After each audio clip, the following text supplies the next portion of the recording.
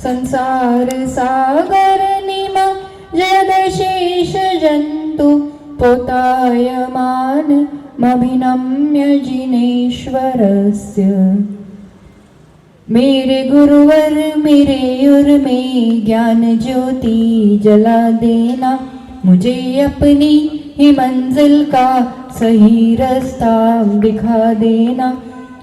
कहीं पथ भूल न जाऊं भटकते राग द्वेषों में, मुझे पथ बीत रागी दे अंधेरा सब मिटा देना। जय बोलो देवादि देवी खजाना श्री पद्म प्रभु भगवान की। मुनिकुंजर ज्येष्ठाचार्य श्री आदि सागर जी महावीर कीर्ति जी विमल सागर जी महाराज की। युग श्रेष्ठ तपस्वी सम्राट आचार्य सन्मति सागर जी महाराज की। संत शिरोमणि परम पूज्य आचार्य विद्यासागर जी महाराज की। चतुर पट्टाधीश्वर्य चक्रवर्ती एवं प्राण गुरु श्रेष्ठ आचार्य सुनील सागर जी गुरुदेव की।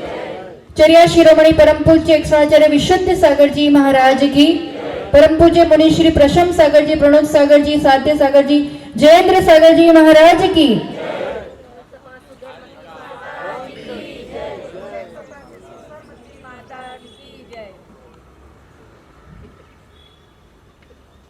एक बार की बात है 1962 श्रवण बेलगोला तीर्थ का वो दृश्य जहां पर महामस्तक अभिषेक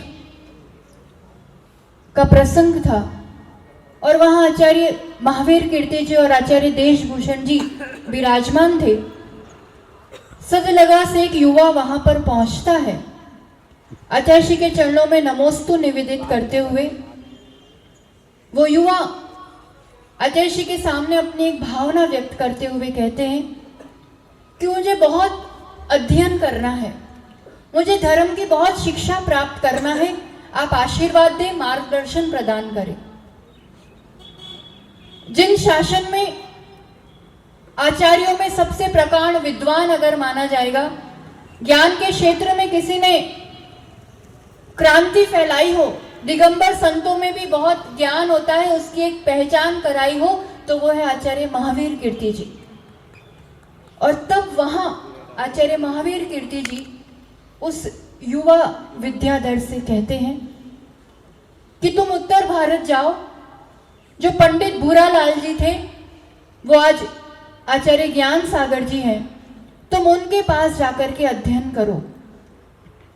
और वो तब की बात उन्होंने स्वीकार कर ली और सबको पता है कि फिर अजमेर में विद्याधर आचार्य ज्ञान सागर जी के पास पहुंचे, उन्होंने अपने अध्ययन की बात व्यक्त की और तब आचार्य ज्ञान सागर जी कहते तुम्हारा क्या भरोसा, तुम तो आज रहो कल गाड़ी पकड़ के भाग जाओ, ऐसे लोगों से पढ़ाई नहीं होती है।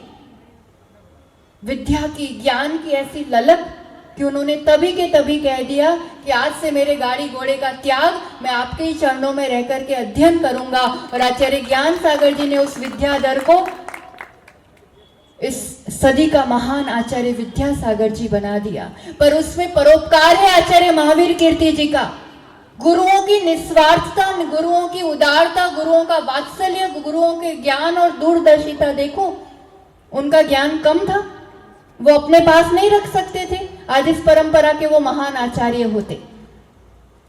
पर जानते हैं कहाँ किसका विकास होना है, किस रूप से श्रमण परंपरा को आगे बढ़ना है। आज आचार्य विद्यासागर जी से कौन शख्स अनजान है, ऐसा वो दिव्य व्यक्तित्व। पर हमें जो उनके जीवन से प्रेरणा मिलती है और जो समझ में आता है कि जिस उम्र के पड़ाव में जो करना चाहिए उन्होंने वो किया। सबसे पहले दीक्षा अध्ययन तो होती है, अध्ययन के साथ गुरु चरणों में जब तक है तब तक गुरु सेवा करना। फिर मुनि पर्याय में है तो सिर्फ और सिर्फ एक ही लक्ष्य और वो है साधना, जो रत्नकंठ श्रावकाचार्य में आता है, विषय आशा वशाती तो निरारंभो परिग्रह, ज्ञान ध्यान तपो रक्त तपस्वी स प्रशस्यते। और ये उन पे पूरा घटित होता था, सिर्फ ज्ञान ध्यान। अजमेर से आगे चांपानेरी छोटा सा गांव है, पर वहां अतिशयकारी मंदिर है। कहते हैं वहां पर जब मुनि अवस्था में वो सिर्फ दर्शन करने के लिए वहां बैठे थे और सब बाहर इंतजार कर रहे कि अभी ये प्रत्याख्यान करके भक्ति करके आहारचर्या को बाहर निकलेंगे। कहते हैं वो ऐसे वहां ध्यान में लीन हुए कि पूरे 24 घंटे हो गए, पर तब तक भी वो मंदिर से बाहर नहीं निकले। ऐसे अद्भुत साधना शैली थी उनकी। तब सिर्फ साधना, और कहते हैं ना जैसे कोई पूंजी इकट्ठे करके फिर व्यापार बढ़ाता है, वैसे साधना से ऐसी पूंजी कमा करके फिर खुद पंचाचार का पालन करते हो, वैसे चेतन तीर्थों का निर्माण, एक से एक ऐसे दिग्गज साधकों का निर्माण। गुजरात में जब आचार्य विद्यासागर जी का आगमन हुआ था तब दर्शनों का भी लाभ मिला था, और तब वहां एक श्रावक ने प्रश्न पूछा, क्योंकि जो भी एकांत पक्ष की शुरुआत हुई है कहीं ना कहीं नींव तो गुजरात ही है। तो तब एक व्यक्ति ने प्रश्न पूछा कि आचार्य भगवान आप कुछ उनके लिए कहते क्यों नहीं है, कुछ विरोध क्यों नहीं करते हैं, बहुत ज्यादा इस एकांत पक्ष का बोलबाला बढ़ रहा है। आप समझ गए होंगे किसकी और कैसे बात कर रहे हैं। आचार्य भगवान ने मुस्कुराते हुए कहा, अपन को किसी का विरोध क्यों करना, अपन को अपना पक्ष मजबूत करना। हम एक से एक हमारे मुनि इतने तैयार हो रहे हैं कि वो सही मार्गदर्शन कर लेंगे और वो अपने आप वही काफी है। और सच बात है, श्रमण परंपरा इस रूप से विकसित हो रही है, और ऐसे एक से एक साधक जो समन्वयता के साथ इस काल में भी सच्चे मोक्ष मार्ग को प्रशस्त कर रहे हैं। फिर स्व कल्याण के साथ, पर कल्याण के साथ एक बात आती है कि समाज का, देश के उत्थान में जो आचार्य विद्यासागर जी का योगदान है अभूतपूर्व। इस काल में जो जो कमियां हैं कि अब चर्या का निर्वाह करना है तो कुआं होना जरूरी है, कुएं लुप्त हो रहे, अब क्या करना पड़ेगा।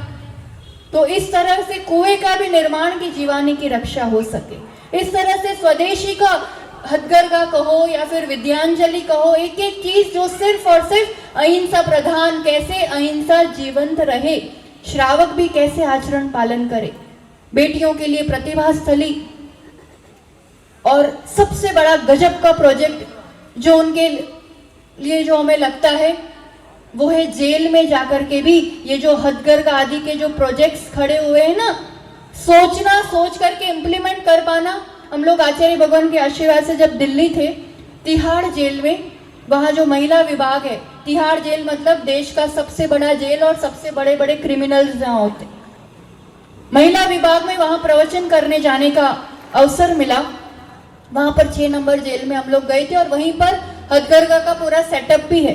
तो वहाँ जितने भी महिलाएं, जो भी अपन गुनहगार क्या कहो, उनके कर्म की सजा जो भोग रहे हैं, खूब कन्याएं भी थी, छोटी छोटी 20 साल की, 22 साल की, ऐसी सुंदर सुंदर बेटियां भी यहाँ की भी थी, फॉरेन अफ्रीका वगैरह की भी थी। प्रवचन हुआ और फिर वहाँ हमने वहाँ जाकर के वो पूरा देखा।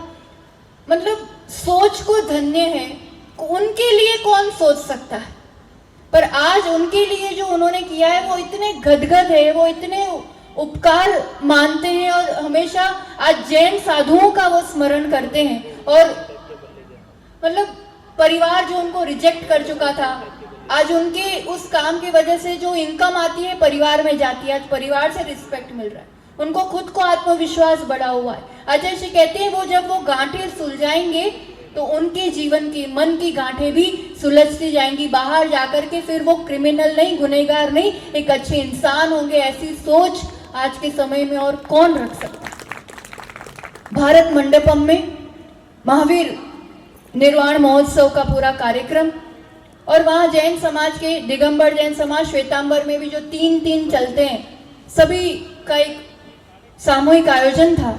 और वहाँ पर माननीय प्रधानमंत्री नरेंद्र मोदी जी उस कार्यक्रम को मनाने और आचार्य भगवान का आशीर्वाद कि हम लोगों को भी वहाँ शामिल होने का अवसर मिला था। दिगंबर जैन समाज में आरी गांव में सिर्फ हम दोनों थे और कोई नहीं था। आचार्य श्री का वो दिव्य आशीर्वाद था। खैर, पर वहां पर इतने सब लोग बैठे, वहां कोई साधु की तस्वीर नहीं है, कुछ इस रूप से वैसा नहीं है, पर उस सभा में नरेंद्र मोदी जी ने सामने से संत शिरोमणि आचार्य विद्यासागर जी को याद किया, स्मरण किया, उनको नमोस्तु किया। शासन प्रशासन में और ऐसे व्यक्तित्व के जीवन में भी उनकी क्या छवि है और कितना आदर सम्मान और एक गुरु का दर्जा उन्होंने दिया हुआ है। यही कहेंगे, मतलब एक एक उम्र के पड़ाव में जब जहां जो कार्य करना उचित था उन्होंने वो किया, और अंत में जब देह ने साथ नहीं दिया तो वैसी श्रेष्ठ उत्कृष्ट समाधि भी उन्होंने साधी।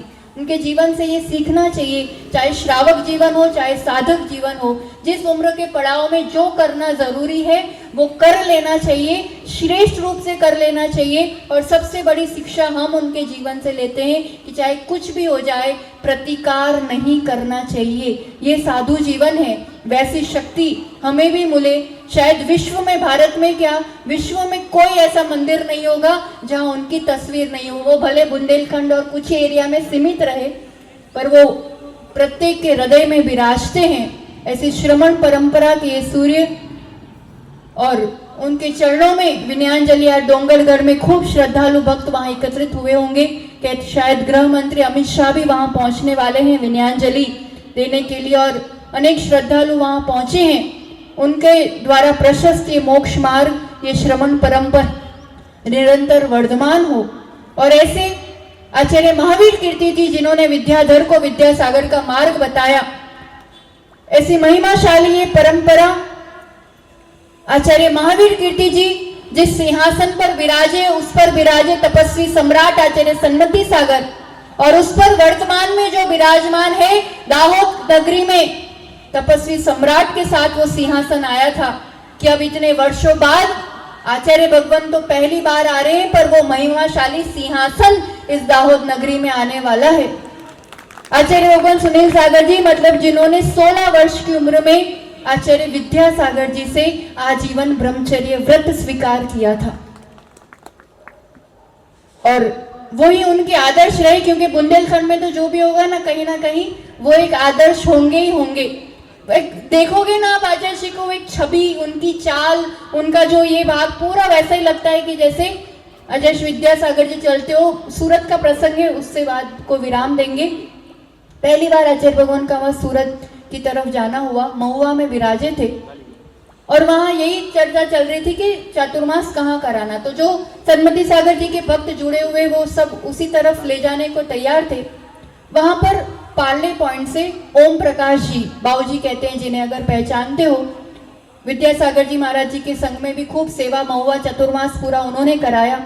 वो वहां दर्शन को पहुंचे थे, और पहली बार उन्होंने आचार्य सुनील सागर जी के दर्शन किए। आचार्य भगवान मतलब जो पूरा टाइम लगभग मौन ही रहने वाले, तो वो शांत बैठे हुए थे, और उनकी एक दृष्टि, एक छवि देख करके उनको ऐसा लगा कि जैसे मेरे गुरुदेव आ गए, जैसे विद्यासागर जी आ गए, यही छवि। और तभी के तभी ओम प्रकाश जी ने वहां आचार्य भगवान सुनील सागर जी को श्रीफल चढ़ाया, और पार्ले पॉइंट में ऐसा ऐतिहासिक प्रभावनापूर्ण वहां चातुर्मास संपन्न कराया।